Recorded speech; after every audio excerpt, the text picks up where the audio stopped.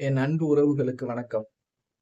இன்னைக்கு என்ன பேச போறேன் அப்படின்னு பார்த்தீங்கன்னா, சேலத்துக்கு பக்கத்துல அம்பேத்கர் சிலை வந்து வைக்கக்கூடாது அப்படின்னு சொல்லி 2 தரப்புக்கு இடையில ஒரு எதிர்ப்பு மீறி வந்து காவல்துறை வந்து அவங்க மேல தடியடி நடத்தியிருக்காங்க அப்படிங்கிற ஒரு காணொளிய நான் பார்த்தேன்.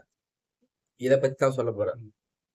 இன்னமும் அம்பேத்கர் சிலை வந்து தமிழ்நாட்டுல வைக்கிறதுக்கு மக்கள் ஒருபுறம் எதிர்ப்பு தெரிவிச்சுட்டு தான் இருக்காங்க. அதுக்கான காரணம் என்னன்னு தெரியல. அது அரசியல் நோக்கமா?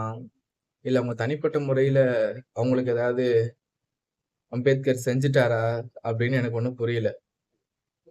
ஒரு அனைவரும் சமத்துவமாக வாழ வேண்டும் என ஒரு சமத்துவத்த போதிச்சு, இந்திய மக்களுக்காக ஒரு சட்டத்தை இயற்றி, அதை இந்திய மக்கள்ட்ட குடுத்துட்டு போன ஒரு மாமனிதர் அப்படின்னு கூட சொல்லலாம். நீங்க கொண்டாடலாம் வேணாம். அவர் என்ன பண்ணியிருக்காருன்னு அப்படி யோசிச்சு பார்த்தா, அவருக்கான மதிப்பும், மரியாதையும் கொடுத்தாவே போதும் அப்படின்னு நான் நினைக்கிறேன். ஏன் வந்து அவர சுருக்கணும்? இந்த மக்களுக்கானது, அந்த மக்களுக்கான தலைவர் அப்படின்னு ஏன் சுருக்கணும்? எல்லாருக்குமான தலைவர் தானே! ஏன் எதிர்ப்பு தெரிவிக்கணும்? அந்த நிகழ்வ நான் படிக்கும்போது என்ன போட்டிருந்தாங்கன்னா, கால் மேல கால் போட்டு உட்கார்ந்திருக்காங்க. அந்த அம்பேத்கர் சிலை. அதனால வந்து மக்கள்லாம் வந்து ஒரு தரப்பினர் வந்து எதிர்ப்பு தெரிவிக்கிறாங்க. வைக்கக்கூடாது அப்படிங்கிற மாரி. என்ன அவரு வந்து அந்த காலகட்டத்தில பாரிஸ்டர் பட்டம் பெற்றிருக்காரு. லண்டன் போய் படிச்சிருக்காரு. இன்னும் நமக்கு அரசியலமைப்பு சட்டத்த வகுத்து குடுத்திருக்காரு.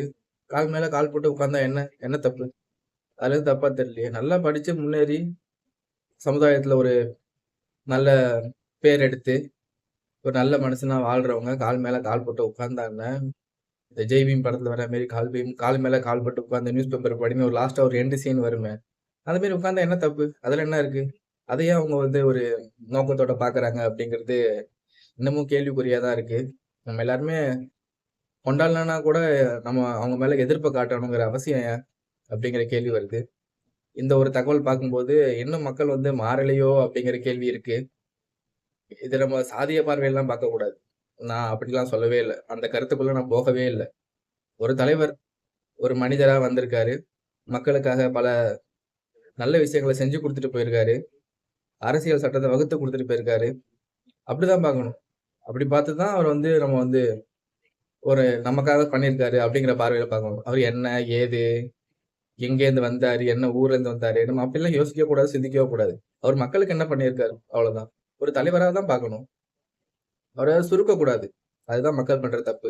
அப்படிங்கிறது தான் என்னோட கருத்த நான் சொல்லிக்கிறேன். 2வது பார்த்தீங்கன்னா, அரியலூர்ல ஒயின் ஷாப்லாம் வந்து குளோஸ் பண்ணணும் அப்படின்னு சொல்லி அங்க உள்ள மக்கள் வந்து போராட்டம் பண்ணியிருக்காங்க. மதுபான கடைய மூடணும் அப்படிங்கிற மாரி.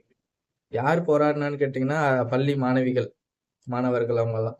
அவங்க மேல காவல்துறை வந்து தடியடி நடத்தி, அந்த நிகழ்வை நான் பார்த்தேன்.